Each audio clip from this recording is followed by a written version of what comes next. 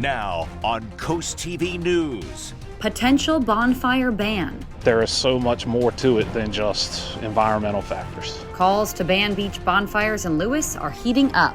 Rental fight. I decided enough's enough. Ocean City considers a year-long extension on short-term rental limits. How some say it could protect neighbors, others call it overreach. Blustery conditions will continue to blow us away. Details on that coming up. This is CoastTV News at 6. Bonfire on the beach for now. Good evening. I'm Madeline Overturf. And I'm Charlie Sakaitis. Welcome to our News at 6. We begin tonight with a potential ban of bonfires on Lewes beaches. Right now in the city, a $25 permit is needed for any open flames, including bonfires on the beach. At a Parks and Recreation meeting happening right now, a ban is being considered. Coast TV News reporter Brandon Ferguson is live in Lewes. Brandon, the idea of banning beach bonfires was started by a man who's lived in Lewes since the 80s. Maddie, he has lived in this building, and he claims that smoke from beach bonfires on Savannah Beach has traveled all the way up to his balcony, saying that has created a real health problem for him and his wife. But everyone here in Lewes isn't sold on banning beach bonfires. Crackling fires and waves crashing. The two ingredients for a beach bonfire. Jim Curlin is the co-owner of event planning company Beach and Bash. Curlin uses beach bonfires as a part of his business and says it's not just businesses like his that a ban will hurt. In the long run, you're going to be hurting, families, and they create memories because there's not many beaches left that allow bonfires. A man that has lived in this building since the 80s, saying in a letter to the city that wood smoke is a health risk and that he has seen people dumping live coals into the bay, claiming sometimes smoke reaches his balcony. There is so much more to it than just environmental factors. Just a few miles from Lewes, Rehoboth Beach has a ban on all beach fires. Curlin says that's what makes Lewes a prime spot to have bonfires. Lawrence Mullen lives in Lewes and has no problems with bonfires as long as no one gets hurt. As long as they're conducted safely and that they're, people are doing it in an appropriate fashion where children or other people are not put at risk, why not? The people that live in Lewes have their say, and now the city's Parks and Recreation Commission have theirs. That commission meeting started at 5 today, and we are 3 items or topics away from any possible action is taken on banning beach bonfires here in Lewes. For what results come of this meeting, tune in to Coast TV News at 11 and our website tonight. Live in Lewes, Brandon Ferguson, Coast TV News. Brandon, thank you. In Fenwick Island, if you want to have a bonfire on the beach, you need to have a permit. But in order to get that permit, you must live in Fenwick, be a property owner or renter, and be at least 18. In Dewey, you can get a permit from Town Hall or online. And in Bethany and Rehoboth, they are banned altogether. All this brings us to our Coast TV poll. We want to know, how should Lewes handle beach bonfires? Let's take a look at the updated results from last news hour. 77% say keep as is, 10% say maybe have less strict rules, 5% say strict rules, and 8% say total ban. So not a lot of change there from 5 to 6, but it might change up by 11. You could go vote right now at coasttv.com or use the mobile app, and we'll show you those results tonight. Right now, there is a moratorium on new rental licenses for short-term rentals in some parts of Ocean City. Now the council is considering extending that rule. Coast TV News reporter Kevin Zappe is live in Ocean City. Kevin, the council plans to have its first reading tonight. Charlie, we are outside the Ocean City Council, and it seems like everybody has an opinion. We spoke with people today that are for the moratorium extension, while others say they want it gone entirely. And now the town has to weigh in. On Monday, the Ocean City Council will hold its first reading to extend the current moratorium in those areas, pushing the expiration date from January 3rd, 2026 to January 3rd, 2027. The town says the extension could give them more time to determine how to move forward. And while some support the idea, Tammy Johnson has been a strong advocate for keeping property rights for everyone, because she knows firsthand how much that extra income can help. I must keep the short-term rentals alive in order to keep what I have. Now, if the first reading does pass tonight, it'll then go to its second and final reading. And if approved, that moratorium extension will be official. I'm Kevin Zapay, live in Ocean City, Coast TV News. This just in, 2 former Bethany Beach police officers are now behind bars. According to the town, former Chief Michael Redman reported to a federal prison in West Virginia to begin serving a 13-month sentence for wire fraud. Former Captain Darren Cathell reported to a facility in Massachusetts to serve 2 months also for wire fraud. Federal prosecutors say the 2 stole nearly $300,000 in overtime funds over 6 years. An internal investigation by the town uncovered the scheme. Both men pleaded guilty earlier this year. Let's take a live look outside into Rehoboth Beach. Oh my goodness, what a beautiful view that is. Our First Alert Chief Meteorologist Paul Williams has more on what we can expect this week. So we have clear conditions for right now, and it's relatively calm with the winds out of the north, but we are expecting to fall back into the lower 50s. Now, our biggest concern is just how relentless the winds have been. Let me show you just for an example. We got up to 37-mile-per-hour wind gusts in Georgetown. A 36-mile-per-hour wind gust was reported for us in Salisbury, and we had a 32-mile-per-hour wind gust Ocean City, 36-mile-per-hour wind gust Wallops Island. Now, here's where the winds are right now, still moving out of the west and northwest, between 20 to 26-mile-per-hour gusts, the more impressive ones. But we do have active small craft advisories throughout the entire coastal region on all sides of the Delmarva Peninsula, bracing for 25-mile-per-hour winds at the very least. And these vibrant and very active winds will continue to be the primary focus of what's happening with us throughout the next couple of days. But here's a look at our expectations for tonight, as we're expected to fall into the 40s, mid-40s, without a problem. Paul, thank you. A construction worker in Dewey Beach is in critical condition after being electrocuted this morning. Dewey Beach police say it happened around 8:48 on Coastal Highway, specifically right there on your screen. Police say the worker was on the 3rd floor when he accidentally touched a power line with a concrete float. As we first reported this weekend, 2 cars crashed into the Georgetown Circle over the weekend. Police say both of those drivers were under the influence. These crashes come on the heels of safety measures installed to prevent exactly things like this, these kind of accidents, like new signs and bollards surrounding the circle. Some people tell us they wonder if even more needs to be done. Hoping that state officials take heed to what has happened and actually, put some more safety precautions in order. Maybe some barricades, a few brick things, something bigger than these poles. Georgetown police say installing a speed limit sign that flashes red and blue hopes to catch drivers' attention and stop crashes like these, as well as increasing the amount of officers they'll have to hopefully help with law enforcement. We have a lot more news to get to this evening. The first speed camera in Lewes activated. How much it could cost you. Relatively mild for tomorrow, but then we start slipping into the mid to lower 60s, but the winds will still be a bit of a thorn in our side for the next 2 days in a row. But first, Dr. Jenny Nauman, the new Cape Henlopen School District Superintendent's approach on the district and talks of expansion, when we're back in just 60 seconds. This is Coast TV News at 6. It is just over 4 months since Dr. Jenny Nauman took over as the new Cape Henlopen School District Superintendent. She inherited the challenges of expansion that were defeated in referendums last year. As Coast TV's Matt Pensick shows us, while expansion remains a long-term plan, her immediate goal is to build trust within the community. Hi. How are you?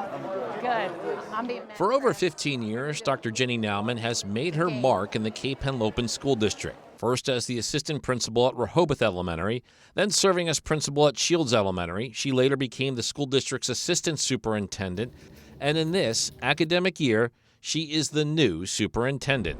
Community transparency is really important. Transparency, Nauman hopes, will convince the people living in the district, people who have voted against previous referendums, to buy into future plans. How do you reach out to them, get them on board too? Yeah, I think that's our job. I think it's our job to show them what a school district, what our school system, our school district does for our community.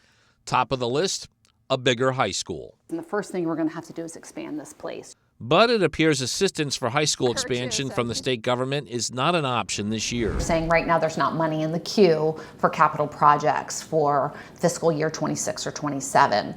Overseeing this school system is the culmination of a lengthy career in education. It's also personal for Nauman. Her 2 daughters, one with special needs, both graduated from Cape.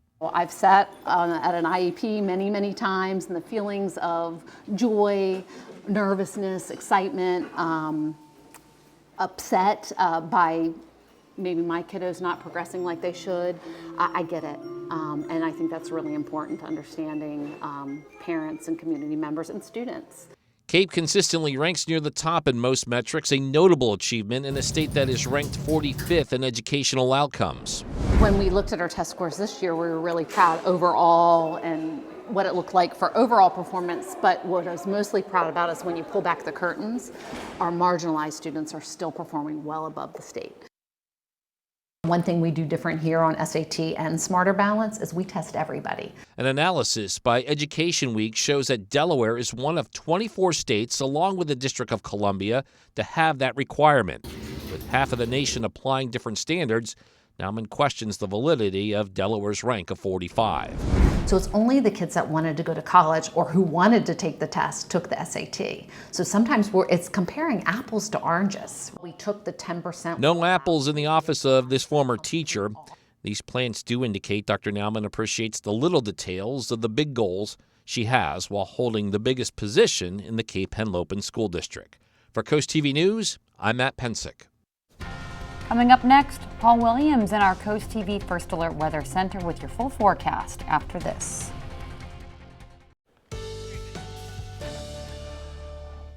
Right now, our primary concern is really dealing with these relentless winds continuing to wisp through our area for the next couple of days. So over the next 48 hours, you're literally and figuratively going to need to hold on to your hat. In Rehoboth, we're at 63 degrees as everybody's just gently walking along the boardwalk, and will fall into the mid-50s with mostly clear skies. We are currently pretty clear as far as the live radar is concerned, but this is also where we pick up on the fact that we have a small craft advisory in effect for Lewes Beach, Rehoboth, all the way down to Ocean View, bracing for about 25-mile-per-hour winds, and we could see a bit of beach erosion also associated with the small craft advisory in Ocean City, Fenwick Island, all the way down towards Chincoteague. And we have that same concern on the other side here for us over towards the Cambridge area. And that's until at least for tonight. Now, keep in mind that we have a trough that's pushing through. That's going to bring in some additional cloud cover, but I don't think it's going to be a rainmaker for us because we're mainly going to stay clear for tonight, to be honest, falling down to about 52 degrees in most locations. Now take a look at these winds. Impressive, up to 37-mile-per-hour wind gust in Georgetown, a 36-mile-per-hour wind gust in Wallops Island, as well as Salisbury. Now we are currently well into the lower 60s. 61 in Milton, 62 degrees in Millsboro, Dagsboro, Gumboro, Laurel, as well as Delmar and Harrington. The winds right now out of the west-northwest, most impressive right now at this hour, 21-mile-per-hour wind gusts in Millsboro. So it's not even along the beaches, so to speak, but we are expecting that to pick up. We'll have the winds gusting out of the south by 4 o'clock tomorrow afternoon at about 26 to 27-mile-per-hour gusts. And then we'll see another shift happening for early Wednesday morning, and then we're looking forward to go more zonal by the time we get to Thursday going into Friday. So it's really the winds. And think about it. A 3-mile-per-hour wind will not blow a leak, but a 28-mile-per-hour wind will blow your trash can all the way down the street. And if you're at 175 pounds or less, a 67-mile-per-hour wind, just for reference's sake, will give you an opportunity to be blown to the side. Our highs tomorrow, 70 for the high in Lewes as well as Georgetown. We'll warm to 70 degrees in Federalsburg and in Cambridge, and we'll hit the 70-degree mark also in Ocean City. For Tuesday, we're looking for widespread winds out of the southwest at about 10 to 20 miles per hour. And so for Tuesday, in the morning we're in the 40s, afternoon we're in the 70s. Pretty cool and clear. We see more cloud cover on Wednesday going into Thursday, but even with that being the case, we look at the next 3 days, we go from 69 to 68, and then we'll go into the mid-60s by the time we get to Thursday, but it's going to stay breezy for Tuesday and Wednesday. Finally, here's a look at your extended forecast.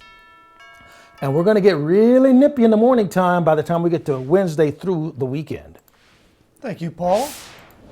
If you've been to Bethany Beach lately, you've probably noticed it looks different. Last week's nor'easter carved a 6-foot drop into the sand, leaving a steep wall between the boardwalk and the water. Several access points still closed, but the beach still open.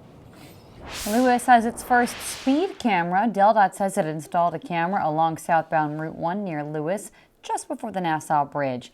The camera will catch speeders going into the construction zone you see upcoming here at Minnis-Conway Road.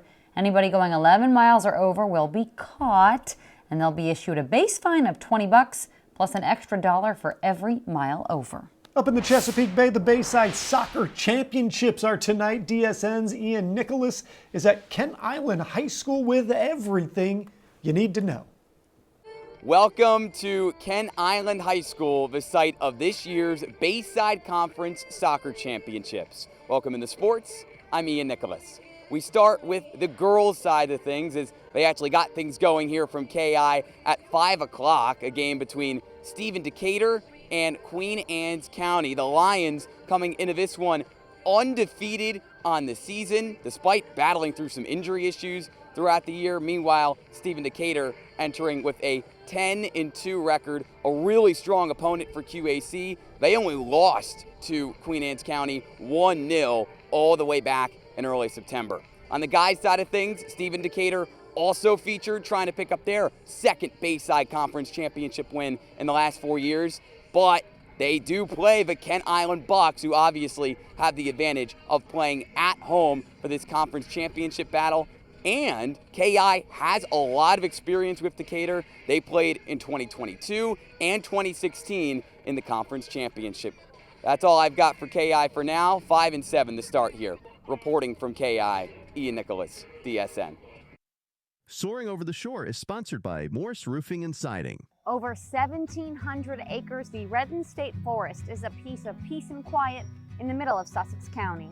This is the headquarters tract, which is 1,700 acres, but at large, Redden State Forest is nearly 13,000 acres across central Sussex County. Primarily made up of loblolly pine, the forest has tons of different trees and plants and 44 miles of trails in the 18 tracts of forest. There's also the historic Redden Lodge, built by the Pennsylvania Railroad in 1903 as a hunting lodge, and now is a gathering place for the public. From hiking to horseback riding, the Redden State Forest is a great place to enjoy the great outdoors.